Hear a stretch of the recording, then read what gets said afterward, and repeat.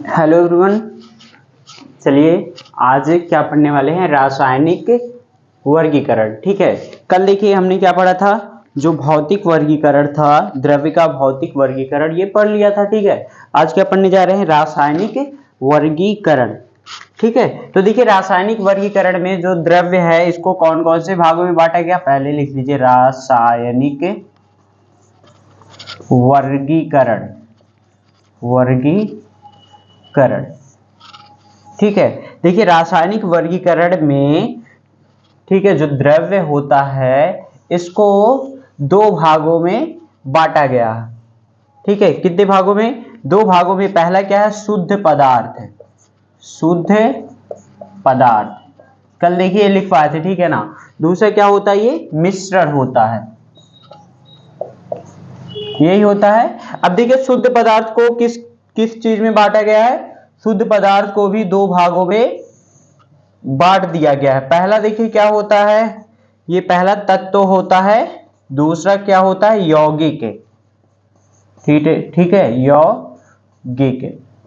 ठीक है, अब देखिए तत्व को भी क्या कर दिया गया है, तत्व को तीन भागों में बांटा गया है। ठीक है, तत्व को कितने भागों में, तीन भागों में। पहला देखिए क्या होता है, धातु होता है। ठीक है, दूसरा क्या है, अधातु है। ठीक है, और तीसरा देखिए क्या हो जाएगा, उपधातु। उपधातु ये बांटा गया था। यौगिक है, यौगिक को कितने भागों में बांटा गया था, यौगिक को दो भागों में बांटा गया है। ठीक है, पहला देखिए क्या है, कार्बनिक यौगिक। कार्बनिक यौगिक। दूसरा क्या है, अकार्बनिक यौगिक। अकार्बनिक यौगिक। ठीक है, ये तो क्या थे, शुद्ध पदार्थ को बांटा गया। अब देखिए क्या होता है, मिश्रण है। ठीक है, मिश्रण को भी क्या कर दिया गया था, दो भागों में बांटा गया था। ठीक है, कौन कौन से मिश्रण होते हैं, देखिए पहला एक क्या होता है, एक समांगी मिश्रण होता है और एक विषमांगी मिश्रण होता है। समांगी मिश्रण। ठीक है, देखिए ये सब जो चीजें ये क्लास 9th में भी दी गई थी, बस थोड़ी सी क्या करना है, थोड़ा सा और डीप जाना है इसमें क्लास 11th में। ठीक है, और दूसरा क्या है, विषमांगी मिश्रण। विषमांगी मिश्रण, तो यही देखिए क्या है, ये पढ़ने वाले हैं हम। ठीक है, यही पढ़ेंगे। ठीक है, रासायनिक वर्गीकरण, शुद्ध पदार्थ रासायनिक वर्गीकरण को दो भागों में बांटा गया। ठीक है, पहला शुद्ध पदार्थ, दूसरा क्या होता है मिश्रण। शुद्ध पदार्थ को तत्व और यौगिक में वर्गीकृत किया गया, और तत्व को क्या होते हैं, ये तीन भागों में, धातु, अधातु और उपधातु। यौगिक को देखिए कार्बनिक यौगिक और अकार्बनिक यौगिक है। मिश्रण देखिए दो प्रकार के होते हैं, इनको दो भागों में बांटा गया। पहला क्या है, समांगी मिश्रण, दूसरा क्या है, विषमांगी मिश्रण।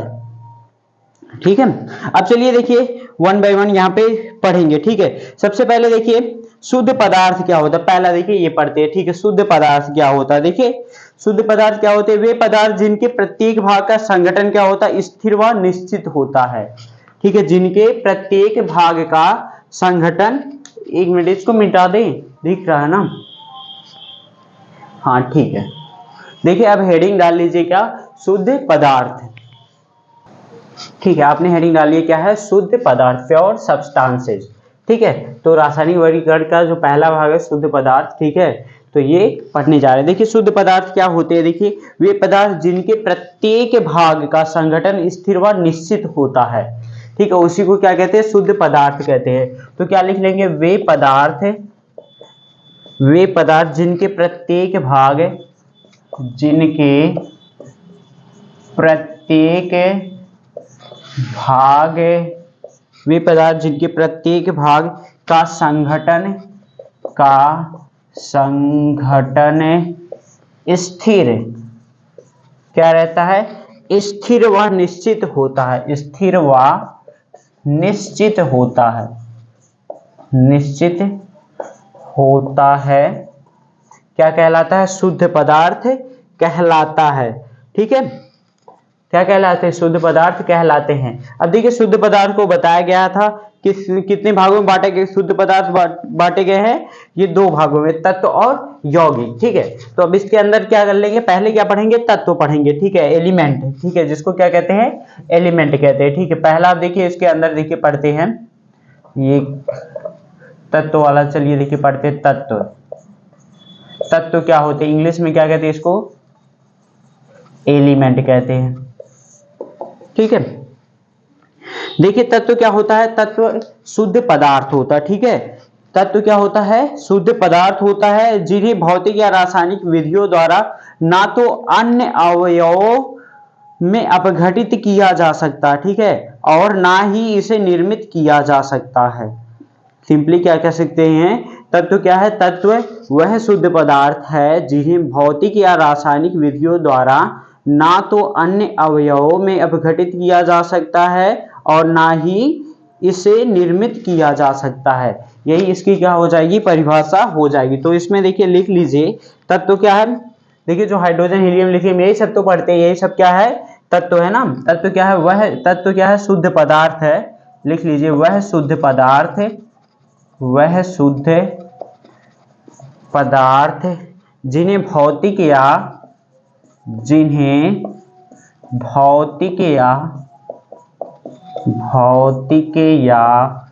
रासायनिक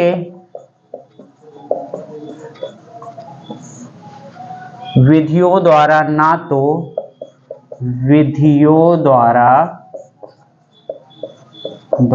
ना तो अन्य अवयवों में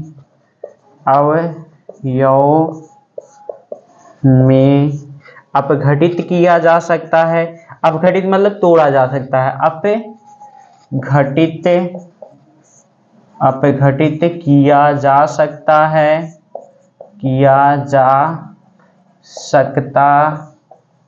है, ठीक है, और ना ही इसे निर्मित किया जा सकता है, और ना ही इसे निर्मित किया जा सकता है, ना ही इसे निर्मित किया जा सकता है,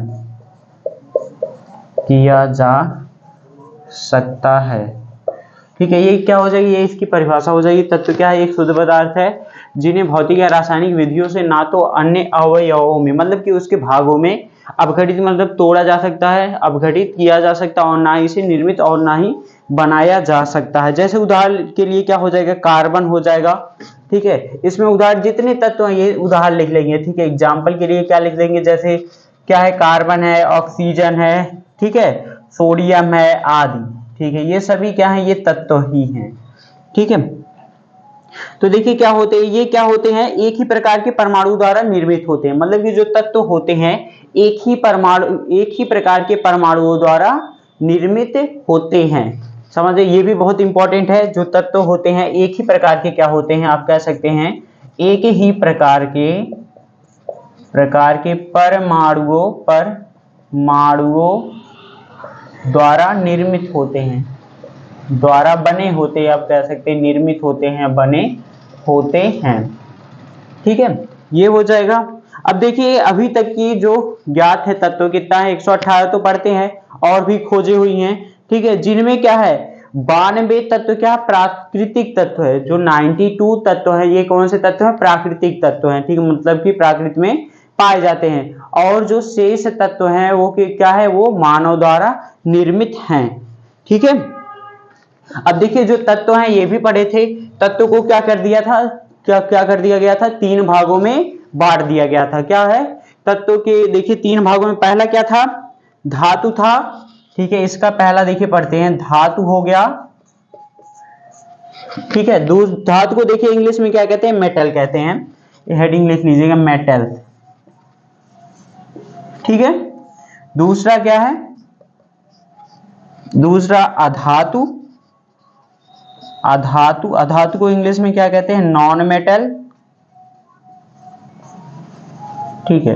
तीसरा क्या है, उपधातु।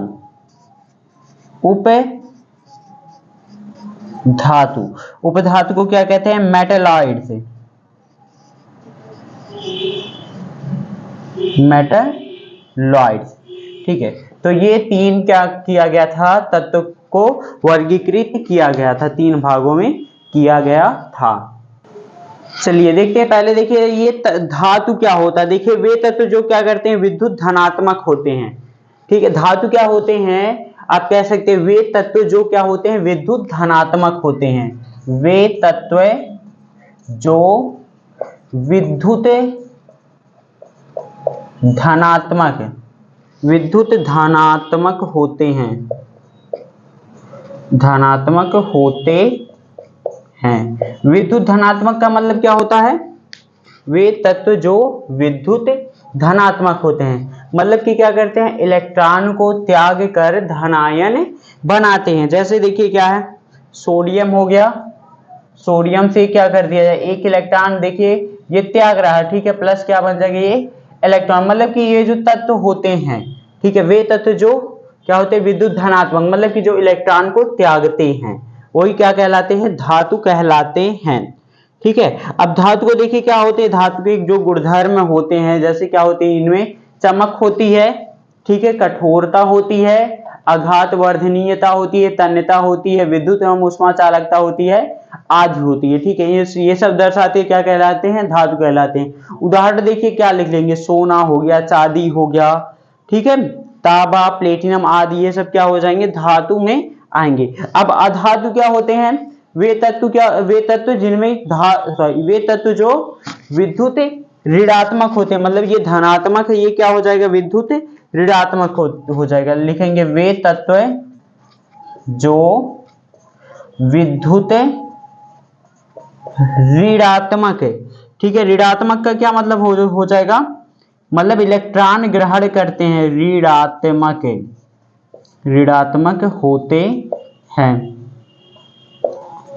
ठीक है, वे तत्व जो विद्युत ऋणात्मक होते हैं, मतलब कि अर्थात कह सकते हैं कि जो इलेक्ट्रॉन को ग्रहण करके ऋणायन बनाते हैं, उसी को क्या कहते हैं, विद्युत ऋणात्मक कहते हैं। जैसे क्लोरीन है, एक इलेक्ट्रॉन ग्रहण कर लिया, क्या बन जाएगा, Cl-, ये क्या है, विद्युत ऋणात्मक है।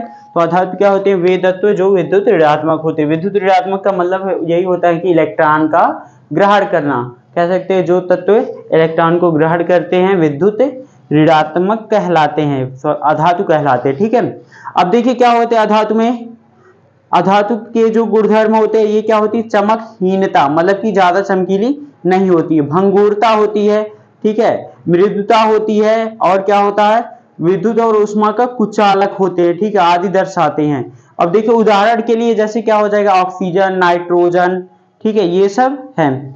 इसमें क्या हो जाएगा, ऑक्सीजन, नाइट्रोजन, अधातु के क्या है, ऑक्सीजन हो गया, नाइट्रोजन हो गया, ये सब क्या है, अधातु हैं। अब देखिए उपधातु क्या होते हैं, उपधातु में देखिए क्या होते हैं, जो धातु और अधातु, जिन आप कह सकते हैं वे तत्व जिनमें धातु और अधातु दोनों के गुणधर्म पाए जाते हैं। ठीक है, इसमें क्या लिख लेंगे, वे तत्व जिनमें धातु एवं अधातु दोनों के क्या होते हैं, गुणधर्म पाए जाते हैं। धातु एवं अधातु दोनों के गुणधर्म पाए जाते हैं। ठीक है, पाए जाते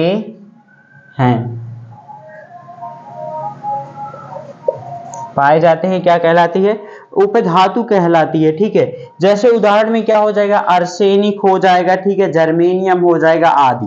ठीक है, आप पीरियोडिक टेबल में देखेंगे, मतलब कि जो पीरियोडिक टेबल है, मतलब कि इस साइड के जो बाएं तरफ रहेंगे, वो सब क्या रहते हैं, धातु रहते हैं। जो इस साइड रहते हैं क्या रहते हैं, वो अधातु रहते हैं। और बीच में ऐसे जिग जैग जो लाइन रहती है, वही क्या रहते हैं, जितने तत्व रहते हैं वही क्या होते हैं, आधातु होते हैं। ठीक है, मतलब कि जो दोनों के गुणधर्म दर्शाते हैं। ठीक है, अब देखिए पहला तो हमने पढ़ लिया, ठीक है, मतलब कि तत्व पढ़ लिया शुद्ध पदार्थ में। अब चलिए दूसरा भाग पढ़ते हैं। दूसरा भाग क्या है, यौगिक है। ठीक है, अब इसको हेडिंग डाल लीजिए। चलिए ठीक है, तो आपने हेडिंग डाल लिया क्या, यौगिक। ठीक है, अब चलिए देखते हैं कि यौगिक क्या होते हैं। यौगिक भी क्या होता है, ये भी शुद्ध पदार्थ है। सिंपली क्या कहेंगे, यौगिक क्या होता है, वह शुद्ध पदार्थ दो या दो से अधिक तत्वों के निश्चित अनुपात में रासायनिक संयोग द्वारा प्राप्त किया जा सकता है। क्या होता है? वह शुद्ध पदार्थ जिसे दो या दो से अधिक तत्वों के निश्चित अनुपात में रासायनिक संयोग द्वारा प्राप्त किया जाता है उसे क्या कहते हैं? यौगिक कहते हैं। ठीक है, तो इसकी परिभाषा लिख लीजिए। वह शुद्ध पदार्थ, वह शुद्ध पदार्थ जिसे दो या दो से अधिक तत्वों, जिसे दो या दो से अधिक, जिसे दो या दो से अधिक तत्वों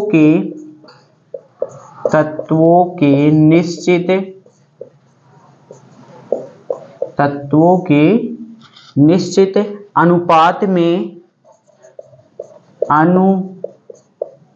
में रासायनिक संयोग द्वारा प्राप्त किया जाता है। रासायनिक संयोग द्वारा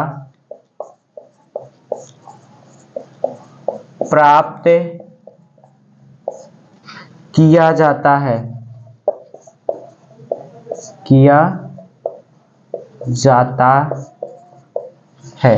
ठीक है। यौगिक क्या है? वह शुद्ध पदार्थ जिसे दो या दो से अधिक तत्वों के निश्चित अनुपात में रासायनिक संयोग द्वारा प्राप्त किया जाता है। अब देखिए यौगिकों के कुछ लक्षण है, ठीक है ना। यौगिक के कुछ लक्षण होते हैं, ठीक है। जैसे देखिए पहले देखते हैं कि यौगिक को रासायनिक विधियों द्वारा अपघटित करके उसके मूल तत्वों को पुनः प्राप्त किया जा सकता है। मतलब कि यौगिक, जो कोई भी यौगिक है उसको रासायनिक विधियों द्वारा, ठीक है, उसको अपघटित करके, तोड़ करके उसको मूल तत्व के रूप में पाया जा सकता है, ठीक है।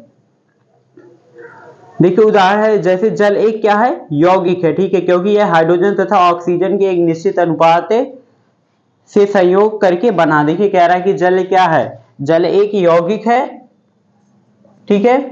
जल एक यौगिक है जो क्या कह रहा है कि इसका 1:8 में बना है, ठीक है। 1:8 का है कि ये देखिए दो हाइड्रोजन है, इसका अनुपात निकालेंगे, कैसे निकलेगा? ये दो हाइड्रोजन है, ये इसका 16 है, परमाणु भार 16, इसको काटेंगे तो 1:8 क्या आ जाएगा?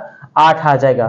तो ये जो जल क्या है? एक यौगिक है, हाइड्रोजन और ऑक्सीजन के एक निश्चित अनुपात, मतलब 1:8 में मिलकर के बना है, ठीक है ना। तथा देखिए विद्युत द्वारा प्रवाहित करने पर, अब देखिए इस जल में क्या कर दिया जाता है? जब विद्युत प्रवाहित करते हैं तो ये क्या, हाइड्रोजन जो होती है ये अलग हो जाती है और ऑक्सीजन जो हो जाती है ये अलग हो जाती है, ठीक है।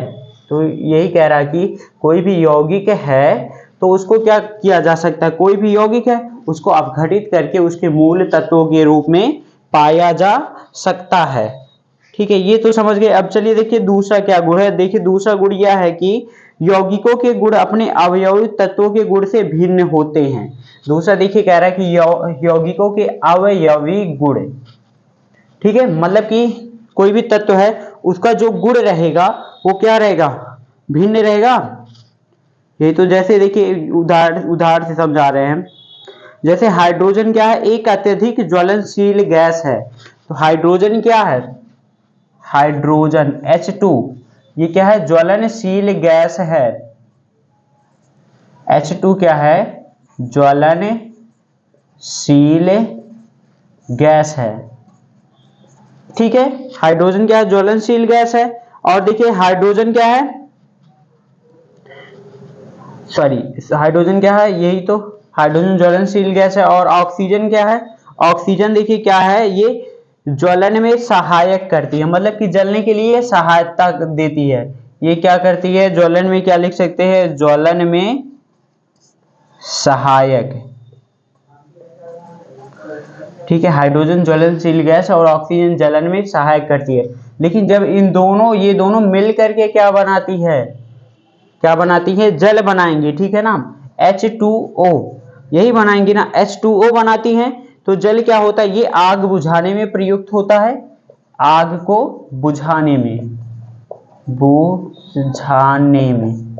ठीक है। मीन्स देखिए यही कह रहा है कि यौगिकों के गुण अपने अवयवी तत्वों के गुणों से भिन्न होते हैं। मतलब कि ये आपका यौगिक है, इसका ये अवयवी तत्व है हाइड्रोजन और ऑक्सीजन के गुण से क्या है, ये यौगिक क्या है, ये भिन्न है। ये आग बुझाने में होता है और ये जलने में सहायता करती है। हाइड्रोजन क्या है, ये एक ज्वलनशील गैस है। तो यही कह रहा है कि जो यौगिक बनेगा उसका गुण क्या रहेगा, ये जो तत्व रहेंगे इनसे क्या होगा, ये भिन्न रहेगा। ठीक है, अब चलिए देखते हैं कि यौगिक को कितने भागों में विभाजित किया गया है। ठीक है, कितने भागों में किया गया था, यौगिक को 2 भागों में किया गया था। ठीक है, तो चलिए अब इसके बाद हेडिंग डाल लीजिए, यौगिक को 2 भागों में विभाजित किया गया है। कौन कौन से में किया गया है, इसको भी लिख लीजिए। पहला देखिए क्या है, अकार्बनिक यौगिक या कार्बनिक यौगिक लिखिए, कोई भी चीज लिखिए। ठीक है, इसमें लिख लेंगे पहला क्या है, चलिए लिखिए अकार्बनिक यौगिक, अकार्बनिक यौगिक, यही हो जाएगा ना, अकार्बनिक यौगिक। इसको देखिए इंग्लिश में क्या कहते हैं, इनऑर्गेनिक कंपाउंड्स। अकार्बनिक को इनऑर्गेनिक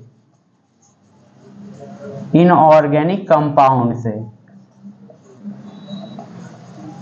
ठीक है, अकार्बनिक यौगिक। अब देखिए ये क्या होते हैं, अकार्बनिक यौगिक। ठीक है, देखिए अकार्बनिक को लिख लेंगे वे यौगिक जिनका निर्माण कार्बन के अतिरिक्त किन्हीं अन्य परमाणुओं के संयोग द्वारा होता है। ठीक है, मतलब कि उसमें क्या होते हैं, कार्बन नहीं रहते हैं। ठीक है, लेकिन कुछ में रहते हैं, उसको बताएंगे। ठीक है, देखिए क्या होते हैं, वे यौगिक जिनका निर्माण कार्बन के अतिरिक्त किन्हीं अन्य परमाणुओं के संयोग से होता है, अकार्बनिक यौगिक कहलाते हैं। तो ये परिभाषा लिख लेंगे कि लिखवा दे, चलिए। ठीक है, ये भी है, लिख लीजिए। तो लिख लीजिएगा वे यौगिक, दोनों ऐसे में लिखिए। पहले दूसरा, पहला तो देखिए ये कार्बनिक बता दिए, दूसरा क्या है, दूसरा क्या था, अकार्बनिक, दूसरा क्या है, कार्बनिक यौगिक, कार्बनिक यौगिक, यौगिक। ठीक है, इसको देखिए इंग्लिश में क्या कहेंगे, ऑर्गेनिक कंपाउंड्स, ऑर्गेनिक कंपाउंड्स। ठीक है, अब देखिए ये ऑर्गेनिक कंपाउंड्स क्या होते हैं, इसको क्या कहेंगे, कहेंगे वे यौगिक जो मुख्य रूप से कार्बन और हाइड्रोजन से मिलकर के बने होते हैं, उसे क्या कहते हैं, कार्बनिक यौगिक कहते हैं। ठीक है, तो चलिए अब ये परिभाषा लिख लीजिए, अकार्बनिक यौगिक का क्या लिखेंगे, वे यौगिक जिनका निर्माण, वे यौगिक जिनका निर्माण कार्बन के अतिरिक्त किन्हीं, कार्बन के अतिरिक्त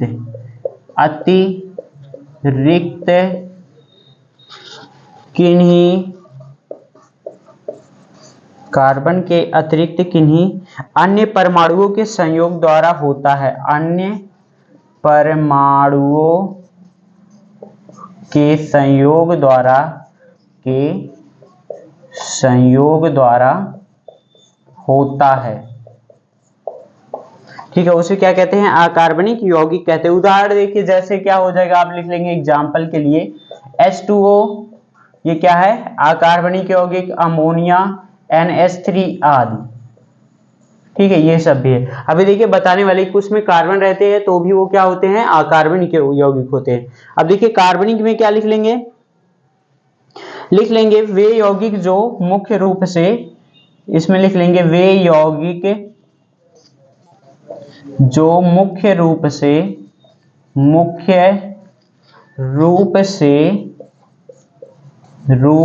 कार्बन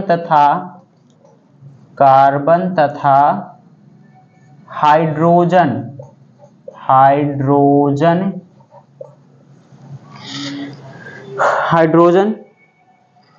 से बने हैं। ठीक है, इसी क्या कहते हैं, इसी क्या कहते हैं, कार्बनिक यौगिक कहते हैं। ठीक है, अब देखिए इसमें क्या होता है, इनमें आप कह सकते हैं, इनमें बहुत सारे और तत्व पाए जाते हैं। इनमें क्या हो गया, नाइट्रोजन भी पाई जाती है। ठीक है, और क्या पाई जाती है, ऑक्सीजन भी पाई जाती है, सल्फर भी पाई जाती है, मतलब आदि तत्व भी पाए जाते हैं, आदि तत्व भी पाए जाते हैं, पाए जाते हैं। ठीक है, उदाहरण के लिए देखिए यहाँ पे क्या लिख लेंगे, उदाहरण के लिए यहाँ पे सिंपली मेथेन एथेन लिख लेंगे CH4। ठीक है, दूसरा लिखेंगे C2H5OH एथेनॉल आदि। ठीक है, तो ये सब क्या है, कार्बनिक यौगिक हैं। तो इतना समझ लिए। अब देखिए जो अकार्बनिक यौगिक होते हैं, ठीक है, अकार्बनिक यौगिक यद्यप क्या कह सकते हैं, कार्बोनेट। ठीक है, जो CO3 होते हैं बाइकार्बोनेट, क्या होते हैं, बाइकार्बोनेट।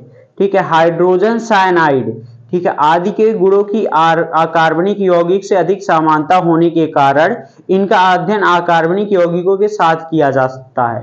मतलब कि जो कार्बोनेट होते हैं, बाइकार्बोनेट होते हैं, हाइड्रोजन साइनाइड होती हैं आदि। ठीक है, ये सब इनका जो गुण होता है अकार्बनिक यौगिकों से समानता करता, मतलब कि अधिक समांतर रखता है, इसलिए इनका जो अध्ययन किया जाता है अकार्बनिक यौगिकों के साथ किया जाता है। और ये देखिए क्या होते हैं अकार्बनिक, ये क्या होते हैं, निर्जीव स्रोतों से प्राप्त होते हैं।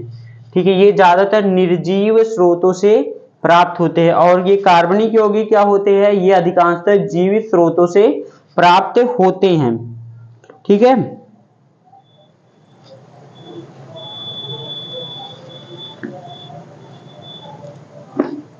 अब देखिए जो अक्रिय गैस होती है, एक चीज और जानते हैं, जो अक्रिय गैस होती हैं उनके देखिए अक्रिय गैस के तत्व एवं अणु क्या होते हैं, समान। जो अणु रूप होता है वो समान होता है। ठीक है, अतः क्या कह सकते हैं, अक्रिय गैस के तत्व रूप को यौगिक भी कह सकते हैं। जो अक्रिय गैस का जो तत्व रहता है उसको क्या कह सकते हैं, यौगिक भी कह सकते हैं। ठीक है, इतना समझ में आ गया, कहीं नहीं दिक्कत है, अगर दिक्कत होगी तो बताना। ठीक है, अब चलिए देखिए अगला हेडिंग डाल लीजिए, जो रासायनिक वर्गीकरण का था दूसरा वाला। पहला तो शुद्ध पदार्थ तो पढ़ चुके, ठीक है, सब आ गया इसमें। अब दूसरा वाला क्या था, अशुद्ध पदार्थ, मिश्रण। ठीक है, हेडिंग डाल लीजिए। चलिए ठीक है, हेडिंग डाल लिया आपने, क्या है, अशुद्ध पदार्थ। देखिए अशुद्ध पदार्थ क्या होते हैं, अशुद्ध पदार्थ क्या होते हैं, दो या दो से अधिक तत्वों या यौगिकों किसी भी अनुपात में मिला दिया जाता है। मतलब कि कोई इनका निश्चित अनुपात नहीं रहता है, किसी को ज्यादा किसी को कम मिला दिया जाता, उसी को क्या कहते हैं, मिश्रण कहते हैं। ठीक है, तो इसकी परिभाषा लिख लीजिए, दो या दो से अधिक तत्वों, दो या दो से अधिक, दो या दो से अधिक तत्वों या यौगिकों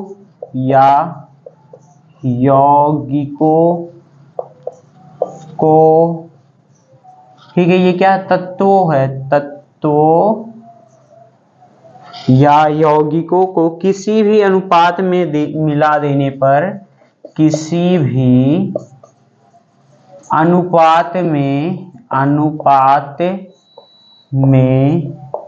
मिला देने पर प्राप्त द्रव्य क्या कहलाता है, मिश्रण कहलाता है, मिश्रण कहलाता है। ठीक है, ये समझ गए कि मतलब कि दो या दो से अधिक तत्वों या यौगिकों को किसी भी अनुपात में मिला देने पर जो प्राप्त होता है, ठीक है ना, उस जो प्राप्त द्रव्य होता है वही क्या कहलाता है, मिश्रण कहलाता है। उदाहरण के लिए जैसे क्या हो गया, वायु हो गया, दूध हो गया, ठीक है, समुद्री जल हो गया आदि हो गया। एग्जाम्पल के लिए क्या लिख लेंगे, वायु। देखिए वायु में क्या होती है, बहुत सारी गैसें मिली होती है, मतलब कि ये क्या, वायु एक मिक्सचर है। ठीक है, वायु हो गया, दूध हो गया, दूध में बहुत सारी चीज मिले होते हैं, तो ये भी मिक्सचर है। ठीक है, अब देखिए क्या होते हैं, जो क्या होते हैं, मिश्रण में उपस्थित प्रत्येक अवयव अपनी पहचान बनाए रखते हैं। ठीक है, अर्थात इन्हें मिश्रित करने पर ये परस्पर रासायनिक क्रिया नहीं करते। ठीक है, अन्यथा उनका स्वरूप या गुण क्या होता है, अथवा दोनों परिवर्तित हो जाएंगे। मिश्रण के अवयव को असामान्य भौतिक विधियों द्वारा पृथक किया जा सकता है।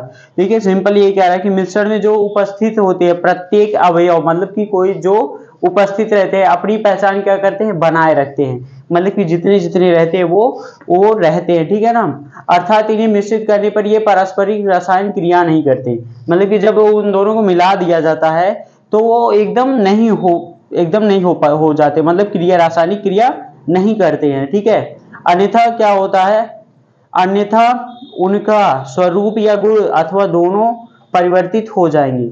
अगर देखिए क्या हो ये परस्पर क्रिया कर जाएंगे तो इनका जो दोनों गुण रहेगा वो मिल जाएगा। ठीक है, मिश्रण के अवयवों को सामान्यतः भौतिक विधियों द्वारा पृथक किया जाता है। जो कोई भी मिश्रण होता है उसको भौतिक विधियों द्वारा क्या कर दिया जाएगा, पृथक कर दिया जाएगा। ठीक है, जैसे यही है, क्या कह सकते हैं, देखिए कोई भी आप उदाहरण ले लीजिए। उदाहरण देखिए क्या दिया गया है, लोहे के बुराद का मिश्रण है। लोहे बालू एवं लोहे के बुराद का मिश्रण है।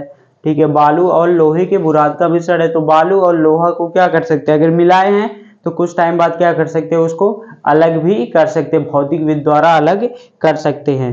ठीक है, अब देखिए यही पढ़े थे जो मिश्रण होते हैं ये कितने प्रकार के होते हैं, मिश्रण 2 प्रकार के होते हैं। ठीक है, इसको भी चलिए जल्दी से पढ़ लेते हैं। ठीक है, खत्म कर दी, ज्यादा टाइम हो गया। पहला देखिए क्या होते हैं मिश्रण, क्या होते हैं 2 प्रकार के होते हैं। पहला पढ़े थे समांगी मिश्रण, समांगी मिश्रण। ठीक है, समांगी मिश्रण को इंग्लिश में क्या कहते हैं, होमोजीनियस मिक्सचर, होमोजीनियस मिक्सचर। ठीक है, दूसरा क्या पढ़े थे, विषमांगी मिश्रण। क्या पढ़े थे, विषमांगी मिश्रण, विषमांगी मिश्रण। ठीक है, ये इसको क्या कहते हैं, हेट्रोजीनियस मिक्सचर, हेट्रोजीनियस मिक्सचर।